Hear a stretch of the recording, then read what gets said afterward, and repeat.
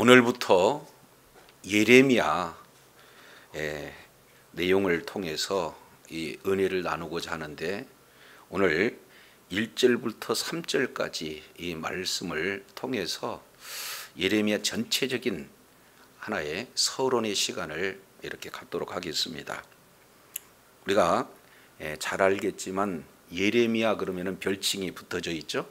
예레미야는 눈물의 선지자. 그만큼 예레미야 선지자는 그 사역이 녹록지 않았어요. 그래서 예레미야 이 전체 내용은 바로 하나님의 마음이 예레미야에게 임했고, 그래서 예레미야는 하나님의 마음을 가지고 이렇게 복음을 증거했던 그런 선지자이기 때문에 눈물 흘리지 아니하고는 이렇게 전할 수 없는 그런 메시지들로 가득 차 있습니다.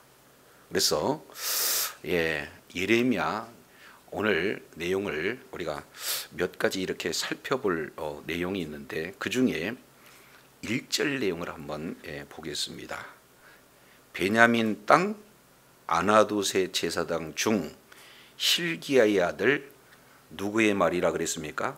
예레미야의 말이라 그렇습니다. 지금 1장 1절에 첫 번째 이렇게 예레미야에 대한 소개가 기록이 되고 있어요. 그래서 예레미야는 어떤 배경하에서 이렇게 태어났고, 그리고 그 시대적인 그 정황은 어떻게 진행되는가, 그런 속에서 어떠한 메시지들이 전가가 되어졌는지, 이런 부분들을 우리가 살펴볼 때 예레미야서를 통해서 오늘 우리 하나님께서 저와 여러분에게 말씀하시고자 하는 그 의도를 바로 분별할 수 있게 됩니다. 자, 1절 내용을 통해서 보니까 예레미야는 여기에 출신에 대해서 기록이 되고 있죠. 자, 가문에 대한 내용이 베냐민 땅 그랬습니다. 그래서 지금 현재 처한 장소는 베냐민 지파에 있는 땅, 그것도 아나돗이라고 하는 그런 장소, 그 중에서도 제사장 중 그랬으니까 베냐민 땅 아나돗에는 제사장들이 많이 이렇게 사는 장소구나. 그런데 그 아나돗 제사장 중에서 바로 hil기야의 아들 예레미야가 있다라는 사실을 우리가 살펴보게 됩니다.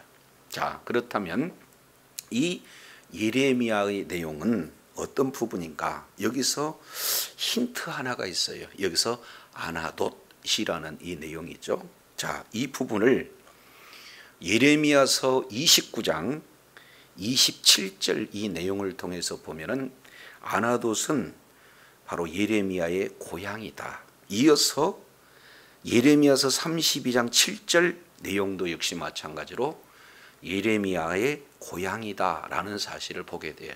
그래서 이제 예언을 다 진행을 하면서 반드시 예언이 이루어질 것을 아나돗에 있는 밭을 사는 것으로 이제 소개가 되고 있습니다. 그러니까 여기에서 아나돗 그러면은 예레미야 고향임을 우리가 살펴볼 수 있게 됩니다. 그런데 특이한 것은 11장 우리 잠깐 살펴보도록 하겠습니다. 지금 예레미야가 사역할 그 당시 여러 가지 정황들이 많이 있지만, 그 중에 11장 21절 내용을 통해서 보면은 여호와께서 아나돗 사람들에 대하여 이같이 말씀하시되, 그러면은 예레미야의 고향 사람들에 대해서 말씀을 하고 있는데, 그 예레미야가 사는 고향 아나돗은 제사장들이 많이 거주하는 지역으로 볼 수 있습니다. 자, 그러니까 여기에서 고향 제사장들이 예레미야에게 뭐라고 얘기하는가? 자, 그들이 내 생명을 취하려고 찾아 이르기를, 그러니까 예레미야를 죽이려고 하는 거예요. 그래서 계속해서 지금 이제 찾고 있는데, 너는 여호와의 이름으로 뭐 하지 말라? 예언하지 말라. 그러니까 예언하면 예언할수록 심판의 메시지가 전가가 되어지니까, 그리고 그때 당시에 이제 종교 지도자들, 특히 왕, 제사장, 그리고 거짓 선지자들에 대한 책망의 메시지가 아주 강력하게 선포가 되니까 아예 하나님께서 예레미야에게 이렇게 말씀하신 그 내용을 전하지 말아라. 만약에 전하게 되면은 우리 손으로 너를 죽이겠다. 지금 위협하고 있는 내용이에요. 결국 예레미야가 지금 말씀을 증거하는 그런 배경 속에서 고향에 있는 제사장들이 죽이려고 음모를 꾸미고 있는 그런 어떤 상황을 보게 됩니다. 그래서 우리가 이 지역 아나돗 그 특성을 통해서 봤더니 예레미야의 고향 땅이면서 그곳은 바로 제사장들이 많이 있다. 그러면 왜 이러한 시대적인 배경을 갖고 있는가? 이 부분을 우리가 조금 더 살펴보기 위해서 열왕기상 2장 이 내용을 보면은 이 아나돗에 왜 제사장들이 많이 이렇게 임할 수 있는가 하는 부분들을 제시하고 있어요. 자, 열왕기상 2장 어디를 보시냐면은 26절을 우리 한번 살펴보겠습니다. 예레미야 열왕기상 2장 26절. 왕이 제사장 아비아달에게 이르되, 여기서 솔로몬이 지금 제사장 아비아달에게 말하고 있습니다. 뭐라고 말씀하고 있느냐? 네 고향 어디로 가라? 아나돗으로 가라. 그래서 그때 이 제사장 아비아달은 이제는 아주 종교계 쪽 이 제사장으로는 바로 전체를 대표할 만한 인물이 되어집니다. 그런데 솔로몬 왕을 이제 솔로몬 왕보다도 이제 아도니아를 이렇게 옹립해 가지고 왕을 이렇게 세우고자 하는 그런 반역에 서 있기 때문에 지금 아비아달을 고향으로 지금 추구방하고 있는 내용이에요. 자, 그러면서 살려둔 이유를 이렇게 표현해요. 너는 마땅히 죽일 자로되 네가 내 부친 다윗 앞에서 여호와의 궤를 메었다. 그리고 내 부친이 모든 환난을 받았을 때 너도 환난을 받았은즉 내가 오늘날 너를 뭐하지 않는다? 죽이지 않는다. 이어서 27절 아비아달을 쫓아내어 여호와의 제사장 직분을 뭐했다?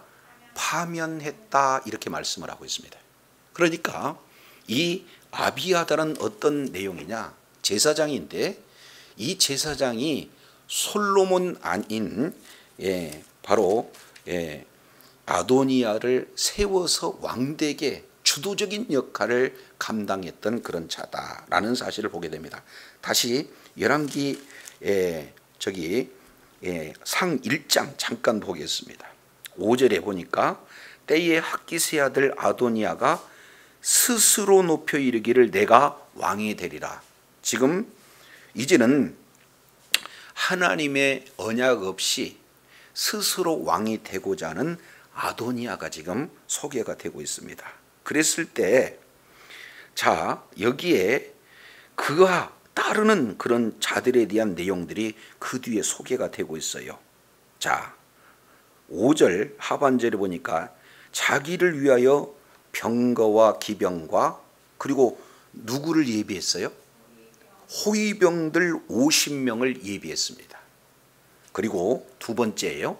6절 그는 압살롬의 다음에 난 자요 그리고 채용이 힘이 준수한 자라. 그래서 부친이 내가 어찌하여 그리하느냐 하는 말로 한 번도 그를 섭섭하게 한 적이 없다.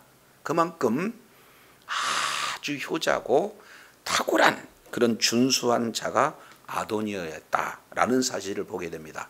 그런데 문제는 이제 하나님께서 세운 그런 왕이 아니라 스스로 왕을 자체에서 준비를 착착 진행하고 있습니다. 그 중에 큰 두 부류의 이제는 지도자를 통해서 모의를 하고 있는 것이 7절이에요. 아도니아가 스루아의 아들 요압, 그러니까 군부의 최고 지도자죠. 그래서 정권을 유지하기 위해서는 무엇보다도 군사력을 이렇게 장악해야 됩니다. 그래서 군사력의 최고봉이 그때 당시 요압 장군이 되겠죠. 두 번째, 제사장 아비아달과 뭐 했다? 모의했다. 이렇게 지금 말씀을 하고 있어요. 그러면은 이 아비아달은 제사장 그랬으니까 제사장 전체의 종교기를 대표하는 인물이 아비아달이었음을 우리가 살펴보게 되어져요. 그래서 군부를 장악하고 종교기를 장악해서 이제는 정권을 찬탈하려고 하는 그런 음모, 모의를 꾸몄는데 철저하게 정적인 8절 보세요. 동일한 제사장 사독은 부르지 않습니다. 그리고 군대 여호야의 아들 분야에도 부르지 않아요. 그래서 선지자 나단 그리고 시므이 레아 다윗에 속한 용사들은 이제 아도니와 같이 하지 않았다. 모의에 참여하지 않은 내용들을 보게 됩니다. 그런데 이 뭡니까? 왕권을 차지하고자 하는 이 음모를 꾸몄으나 성공을 하지 못해서 오늘 2장 내용을 통해서 보니까 이제는 아비아달을 제사장들에서 박탈하고 고향으로 추방하고 있는데, 그러면 이 내용을 통해서 보면은 여기에 나타나는 아나돗이라고 하는 그 장소는 아비아달을 배출한 그런 지역이고, 따라서 아나돗 지역의 내용은 제사장들이 아주 많이 있는 그런 내용이다라는 사실을 우리가 살펴봐요. 그러면 자, 예레미야 1장 1절 베냐민 땅 아나돗의 제사장 중 그랬으니까 많은 제사장 중에 지금 예레미야가 있는데 그 예레미야에게 하나님께서 지금 말씀을 주셨다라는 사실을 보게 됩니다. 여기서 한 가지 우리가 넘어야 될 바로 바라야 할 내용은 이 아비아달 이 내용은 이제는 사독에게 밀려서 어떻게 돼요? 사실은 제사장에서 직에서 박탈당한, 한마디로 제사장 가문이기는 하지만 이제 힘이 없는 몰락한 제사장 가문의 아들이었음을 지금 소개하고 있습니다. 그러니까 제사장이라고는 하지만 이제는 주류에서 밀려나는 제사장이 바로 예레미야였어요. 자, 그러니까 어디에 제사장 중에 내세울 수 있는 신분이 못 되었다 그 말이죠. 그럼에도 하나님께서는 예레미야를 쓰셨어요. 그래서 오늘 첫 단어가 뭐라고 표현하고 있습니까? 예레미야의 말. 이 내용은 하나님께서 예레미야에게 직접 말씀하시고 그 말씀을 전하는 그런 어떤 예레미야의 말은 곧 예레미야의 말이지만 예레미야의 말에 하나님의 권위가 그대로 고스란히 지금 이렇게 주어지는 그런 내용들을 보게 되어져요. 그래서 하나님의 말씀이 임하고 그 말씀을 믿음으로 생명으로 소유한 그 자가 이제는 말씀을 전했을 때 하나님의 말씀의 권위가 지금 실려 있는 그런 메시지임을 1절에서 이렇게 살펴볼 수가 있습니다. 그래서 출신으로 봤을 때는 어디 내세울 수 있는 출신은 아니다. 그런데요 2절 보세요. 그러면은 그때 당시에 시대적인 상황에 대해서 2절 3절 이 내용에서 자세히 이렇게 기록하고 있습니다. 자, 2절 보시면 아몬의 아들 유다 왕 요시야가 다스린 지 3년의 여호와의 말씀이 누구에게 임하였어요? 예레미야에게 임하였습니다. 그래서 계속해서 예레미야에 대한 그런 내용을 앞에 여호와의 말씀이 누구에게 임하였다? 예레미야에게 임하였다. 그러면 예레미야는 하나님 여호와의 말씀이 이제 임한 그 내용을 그대로 지금 전하는 내용을 2절에 설명하고 있고 또 3절 계속해서 여호와의 말씀이 이제 시드기야 11년 말까지 임하는 거예요. 약 시간으로 보면은 40여 년 동안 하나님의 말씀은 계속해서 예레미야에게 임하고, 그리고 그 예레미야에게 임한 하나님의 말씀을 예레미야는 이제는 그 말씀이 심판의 메시지고 그 말씀이 책망의 메시지고 그 말씀을 전할 때 어렵고 힘든 환경에 놓여졌다 할지라도 가감없이 하나님의 말씀을 전했던 예레미야의 모습을 오늘 2절 3절 통해서 보게 됩니다. 자, 그런데 여기에서 자세히 살펴보게 되어지면은, 자, 요시야 이제로부터 시작해 가지고 3절, 요시야의 아들 유다 왕 여호야김, 거기 때부터 유다 왕 시드기야. 그러면 이때까지 내용 가운데 보면은 약 5명의 왕이 이제는 세워지는 내용들을 보게 돼요. 그러니까 짧은 그 40년 동안 5왕이 세워지고 또 이렇게 권자에서 내려오고 이런 어떤 아주 격동의 시기를 지금 보냈다라는 사실을 우리가 살펴볼 수 있습니다. 자, 그렇다면 시대적으로 참 암울한 시대였다라는 것을 볼 수 있는데, 자, 여기에 요시야 13년 이렇게 진행을 하고 있는데, 이 요시야 왕 때 특이한 그저 아주 놀라운 일이 하나가 있었죠. 그 내용은 어떤 겁니까? 요시야 왕 18년에 종교개혁이 이루어져요. 종교개혁이 이루어질 그때 당시에 이제 종교개혁이 되어질 수밖에 없는 그 상황을 우리가 조금 살펴볼 필요가 있습니다. 자, 이 내용 머릿속에 기억하시고 열왕기 하 22장 우리 한번 살펴보도록 하겠습니다. 열왕기 하 22장 내용을 통해서 보면은, 자, 지금 이 태어나기는 이 예레미야가 므낫세 시대에 지금 태어났다고 봐요, 학자들은. 자, 그래서 활동 말씀이 임한 시기가 지금 뭡니까? 요시야 13년에 하나님의 말씀이 임했다. 지금 이렇게 보게 됩니다. 우리가 잘 알겠지만 므낫세 그러면은 남유다의 대표적인 악한 왕을 므낫세로 보고 북이스라엘은 아합 왕을 보잖아요. 그러니까 쌍대, 양대의 이제 악한 왕으로 대표적인 소개되는 왕을 보게 되었죠. 그래서 하나님께서는 므낫세 그런 어떤 죄악으로 말미암아 이제는 심판에서 돌이키지 않는 그런 내용이에요. 근데 잠시 잠깐 바로 이 요시야에 의해서 어떻게 되는 겁니까? 종교 개혁이 이루어져요. 22장 1절, 요시야가 위에 나갈 때 나이가 8세 이렇게 얘기했어요. 그래서 예루살렘에서 31년을 이렇게 치리하게 되어지는데, 자, 보면 22장 3절에 보니까 요시야 왕 몇 년에? 18년에, 자, 하반절 내용을 보니까 여호와의 전에 보냈는데 5절에 여호와의 전에서 수리를 하다가 이제 무엇을 발견하게 되어지는 겁니까? 자, 그 뒤에 내용을 보니까 8절, 대제사장 hil기야가 서기관 사반에게 이르되 내가 여호와의 전에서 뭘 발견했다? 율법책을 발견했다. 그러니까 시대가 지금 이제 어떤 내용입니까? 여호야김, 여호야긴, 시드기야. 그러니까 그 시대적인 정황을 통해서 보면은 예레미야는 어느 때 활동한 그런 선지자였느냐?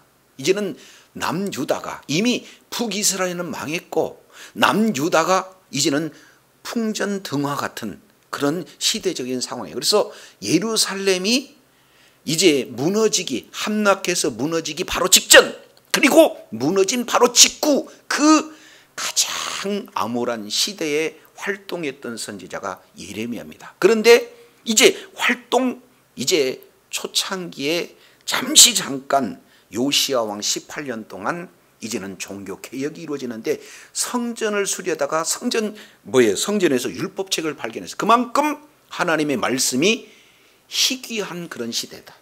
하나님의 말씀을 가르치는 자도 없고 하나님의 말씀을 따르는 자도 없는 그 내용을 단편적으로 여호와의 율법책이 성전에 이제 숨겨져 있는 것을 발견하는 정황을 통해서 우리가 살펴봅니다. 자, 그랬을 때 왕이 10절에 보니까 성경책을 받아서 읽게 돼요. 그러면서 반응이 율법책을 듣자마자 그 옷을 찢고 지금 있는 그런 상황에서 왜 종교개혁이 이루어지는가 하는 내용이, 자, 14절에 이에 제사장 hil기야와 또 아히감과 악볼과 사반과 아사야가 여선지 훌다에게로 나가니, 이 훌다는 살롬의 아내더라. 그래서 결국 훌다가 이제는 왕에게 이렇게 말하고 있어요. 하나님의 말씀 이것을 이제 뭡니까? 버리는 것은 곧 하나님을 버리는 것이다 하면서 이제 이런 종교 개혁에 대한 내용을 말씀을 하고 있어요. 그러면서 20절 이렇게 표현해요. 그러므로 내가 너로 너희의 열조에게 돌아가서 평안히 못에 돌아가리게 하리니 내가 이곳에 내리는 모든 재앙을 내가 눈으로 보지 못하리라 하면서 이제는 하나님의 말씀을 여선지 훌다가 태어나는 그 시대에 예레미야가 지금 함께 사역을 하고 있는 그런 내용들을 보게 됩니다. 자, 그러면 오늘 2절 예레미야 1장 2절 3절 이 내용을 통해서 보니까 이제 여러 가지 모든 시대적인 그런 상황이 이제는 남유다가 멸망을 당해요. 그래서 예루살렘이 무너지고, 그리고 이제는 바벨론 포로로 1차, 2차, 3차 지금 끌려가는 그런 상황 속에서 메시지를 전하니 어떻게 되겠습니까? 눈물 아니고는 이렇게 전할 수 있는 그런 내용이 대응일 수밖에 없어요. 눈물 흘리면서 복음을 전하는 내용입니다. 단적인 예 딱 하나만 이렇게 살펴보겠습니다. 예레미야서 5장에 하나님께서 예레미야에게 주신 그 말씀이 이제 우리가 예레미야를 우리가 한 절 한 절 우리가 묵상하면서 정말로 예레미야 마음이 곧 하나님의 마음이고 하나님의 마음이 곧 예레미야 마음이에요. 그러니까 한마디 메시지가 얼마나 이제 눈물 아니면은 이렇게 전할 수 없는 메시지인가. 자, 5장 1절 내용을 보니까 너희는 예루살렘 거리로 빨리 왕래해라. 그리고 넓은 거리에서 찾아보고 알아라. 그러니까 우리 주님께서 모든 길, 모든 장소에서 빨리 왕래하고 빨리 찾아보고 분명히 알아라 하는 이 내용을 지금 세 개의 동사로 지금 네 개의 동사로 지금 말씀을 하고 있어요. 자, 첫 번째 빨리 왕래해라. 그리고 찾아봐라. 그리고 알아라. 마지막 한 사람이라도 찾아라. 이 내용이 바로 예레미야에게 주어진 네 가지 명령이에요. 그러면 여기서 찾는 한 사람은 누구냐? 빨리 왕래하고 찾아서 확실히 알고 찾는 그 대상자는 두 가지 내용으로 소개가 되고 있죠. 5장 1절 이 내용을 통해서 보니까 뭐라고 말씀을 하고 있어요? 정의를 행하며, 두 번째 진리를 구하는 자 한 사람이라도 찾으면 내가 이 성을 뭐하리라? 용서하겠다. 그러면은 예레미야는요, 하나님이 말씀하시면 그 말씀은 반드시 이루어진다는 사실을 확실하게 알고 있고 그대로 믿고 순종하는 자예요. 그런데 하나님의 말씀이 이 예루살렘을 멸망하겠다라고 선언하면 멸망되는 거거든. 그런데 단 한 가지 조건, 10사람도 아니고 몇 사람? 한 사람만 차면은 이 성을 용서해 주시겠다. 그러니 한 명을 찾기 위해서 얼마나 빨리 왕래하고 그리고 얼마나 눈여겨보서 찾아보면서 그 말씀대로 진짜 공의를 행하고 진리를 구하는 사람을 확실한지 분별해가면서 찾으려고 애를 썼겠습니까? 그런데 우리가 계속해서 예레미야를 통해서 살펴볼 내용이지만 이 말씀에 대해서 당시 제사장도 부패하고 그리고 온 백성들도 다 부패하고 하나님의 말씀과 멀리 있던 그런 어떤 자들이, 그러나 그들의 종교적인 그런 형식적인 그런 어떤 그 종교 행위는 사실은 열심히 있잖아요. 그런데 그 속에 뭐가 없어요? 믿음이 빠진 형식만 있는 그런 종교 생활을 하는 그런 자들에게 복음을, 메시지를, 심판의 메시지를 전하니까 그들이 안 받아들이는 거예요. 우리는 제대로 지금 하나님을 섬기고 있는데 우리더러 잘 믿으라고 하느냐 해서 예레미야를 어떻게 됩니까? 아까 11장 내용을 통해서 보니까 고향 사람들은 예언하지 마라. 예언하면 죽이겠다. 그리고 때로는 예레미야를 옥에 가두기도 하고, 그리고 우물에 빠뜨리기도 하고, 아예 문에 이렇게 달아서 고난 고통을 주는 그런 모습들이 계속 재현이 되잖아요. 그래서 예레미야는 말씀을 전하면 계속해서 이제는 고난 고통이 나오고, 또 전하지 않으면 육신의 그런 어떤 내용들은 이렇게 편하지만 어떻게 할 수가 없잖아요. 그래서 예레미야서 이제 20장 8절에 보니까 가서 내가 여호와의 말씀을 전하는데 멸망의 말씀을 전하니까 종일토록 내가 치욕과 모욕거리가 됩니다. 그래서 마음 가운데 20장 9절에 내가 다시는 여호와를 선포하지 아니리라, 그의 이름으로 말하지 아니리라 하면은 나의 중심이 불붙은 것 같아서 답답해서 견딜 수가 없습니다. 이런 어떤 메시지를 전하고 있는 자가 누구예요? 예레미야다라는 것을 보게 됩니다.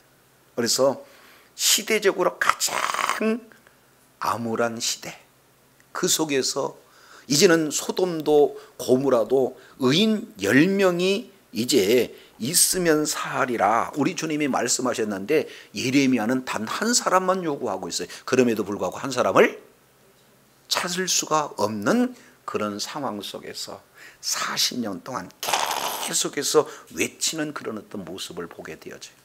그래서 이 메시지에 올인하기 위해서 하나님께서는 예레미야에게 뭘 요구하시냐? 16장, 우리 잠깐 예레미야 16장 내용을 보면은 예레미야에게 크게 세 가지 금령을 이렇게 말씀을 하십니다. 2절 내용을 보니까 너는 이 땅에서 아내를 취하지 마라. 결혼하지 말라는 거예요. 그리고 물론 자녀도 두지 말라. 그래서 이제는 하나님의 말씀에 순종해서 그런 모진 고난 고통 속에서 이렇게 뭐예요? 오직 하나님의 말씀만을 대언하려고 몸부림친 선지자임을 볼 수가 있습니다.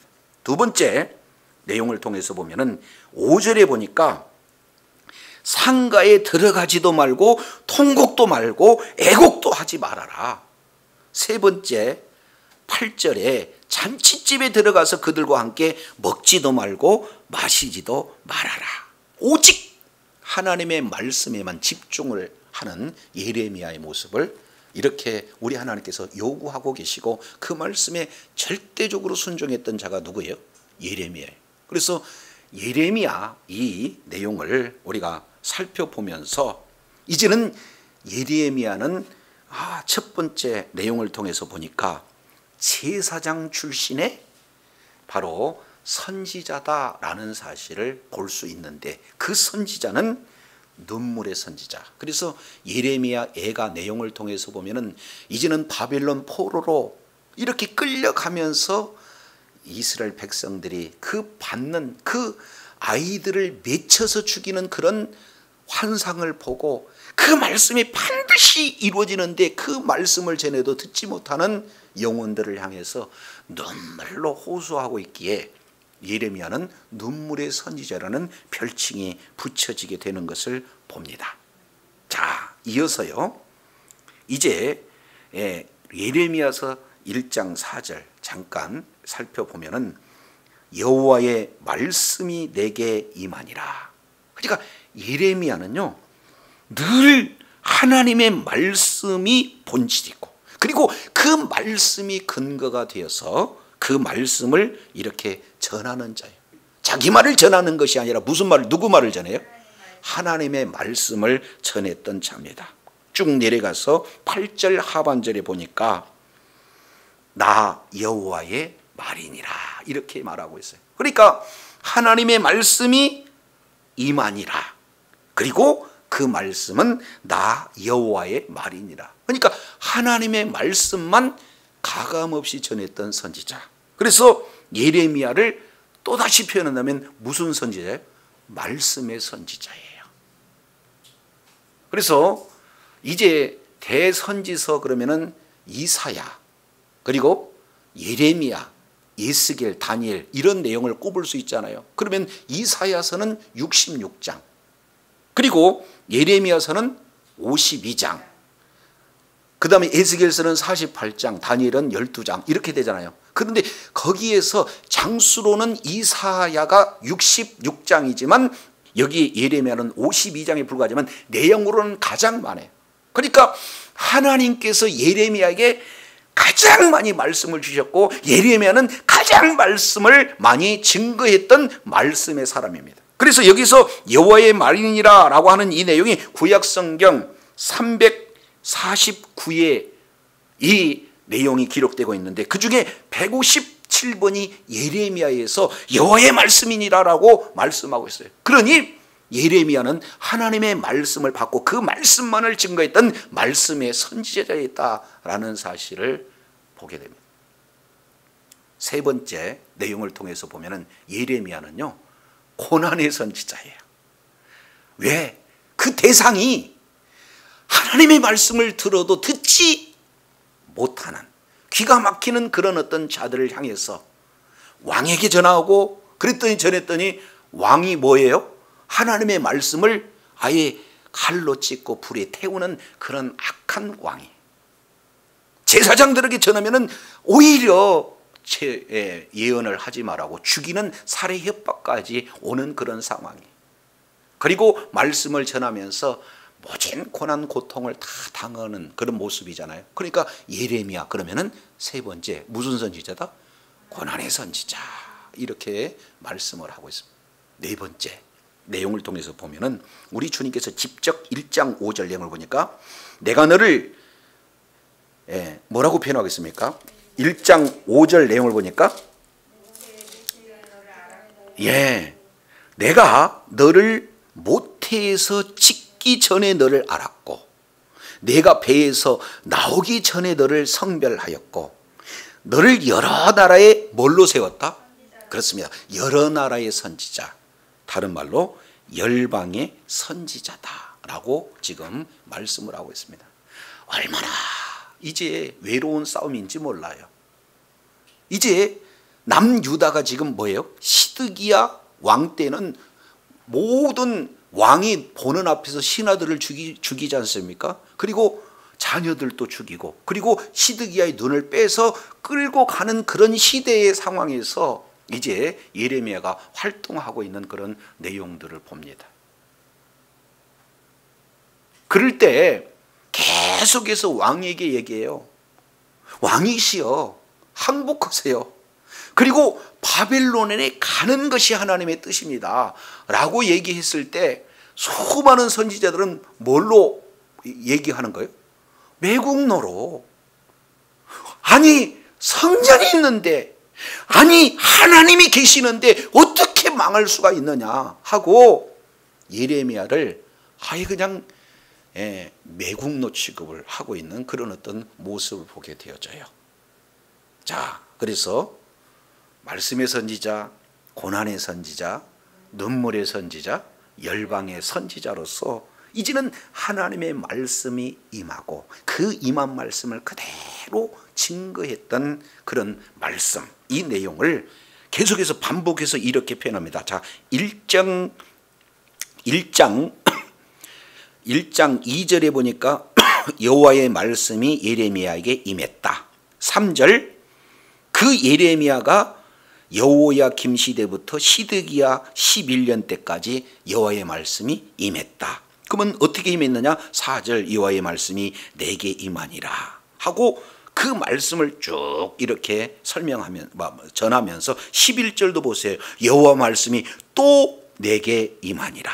그리고 13절 보니까 여호와의 말씀이 다시 내게 임하니라. 계속해서 하나님의 말씀이 예레미야에게 임했고 예레미야는 그 말씀을 그대로 증거했던 말씀의 선지자, 이 내용을 보게 되어져요.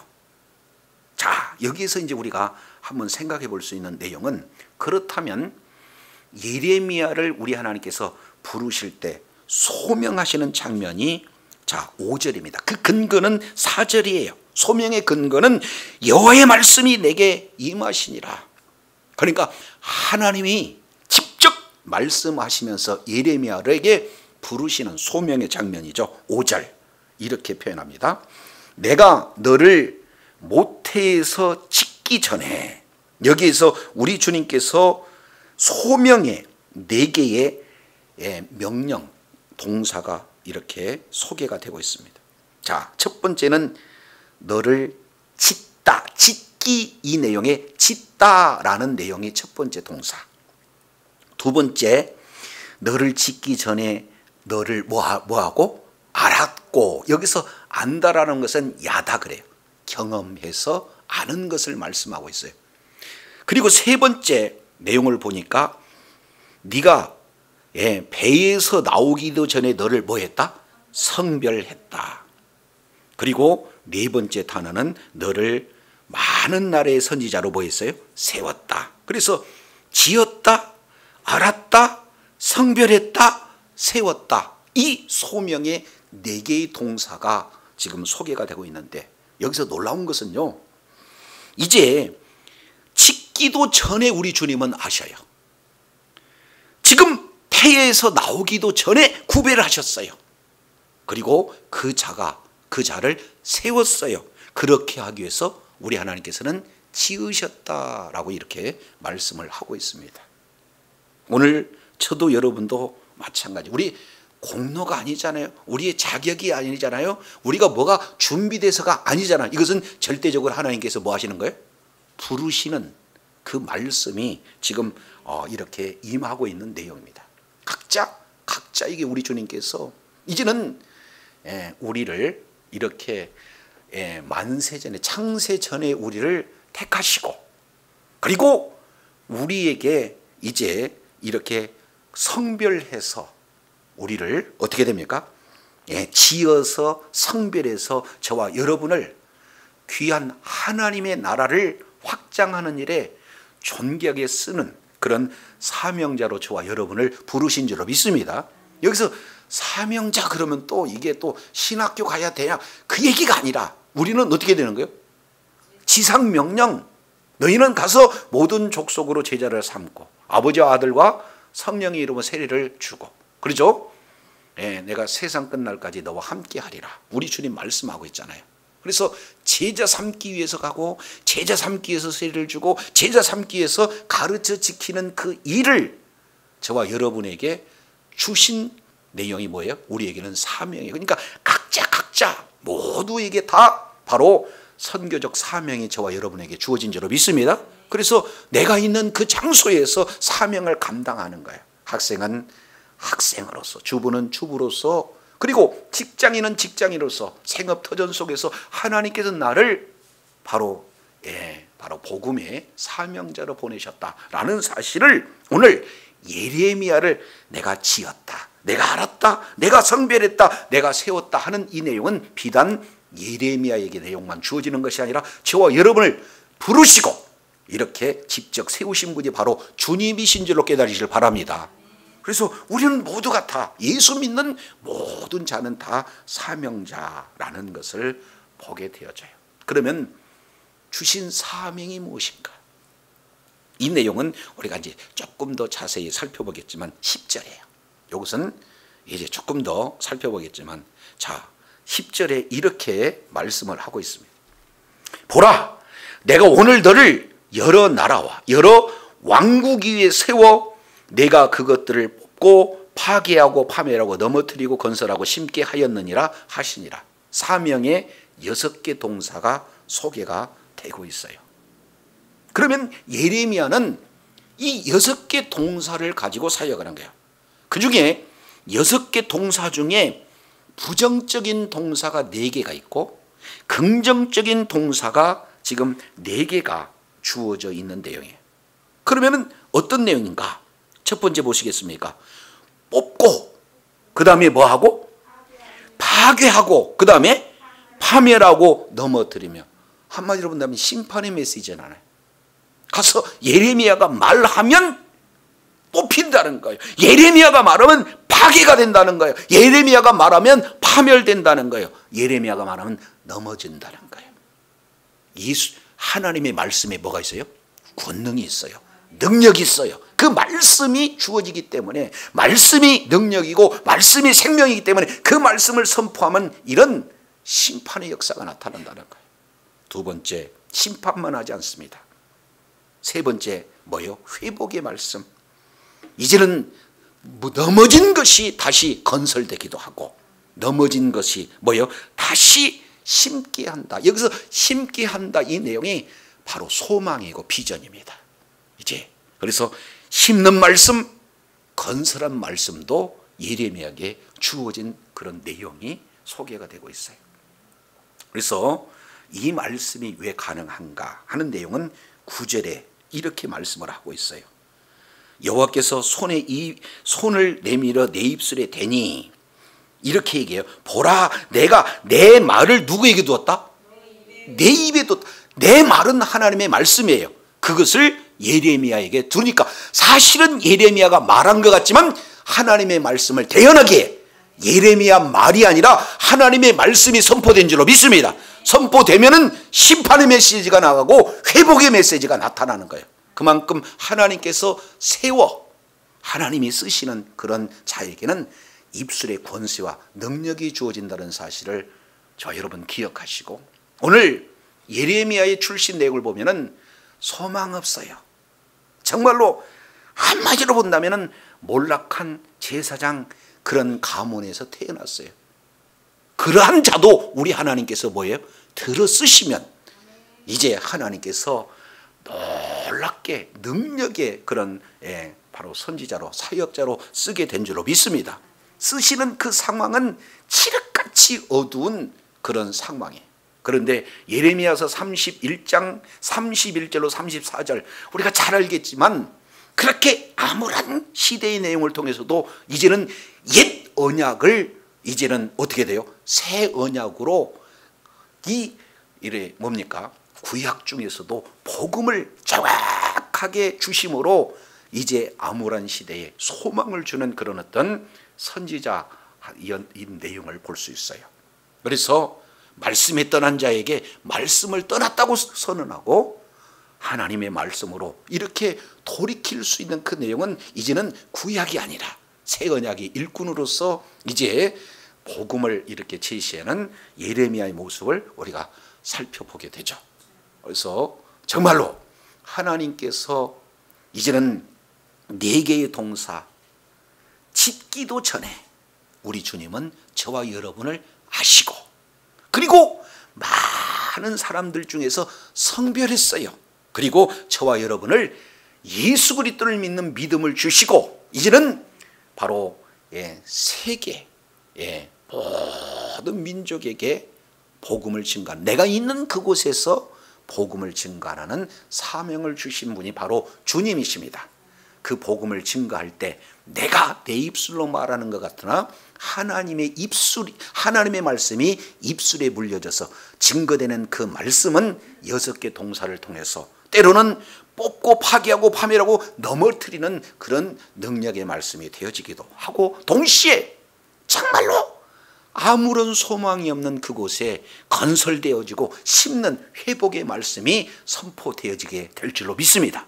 끝까지 하나님의 말씀에 붙들린 바가 되고 성령의 능력으로 주의 사명을 끝까지 어려운 고난 고통 속에서도 잘 감당함으로 시대적으로 존귀하게 쓰임받고 주님께 영광 돌리는 주님의 사랑하는 자녀들이 다 되기를 간절히 원합니다. 기도하겠습니다. 하나님 아버지, 예레미야가 소명을 받을 때에 우리 주님은 이제 짓기도 전에 알았다, 그리고 성별했다, 그리고 세우셨다라는 사실을 말씀하고 있습니다.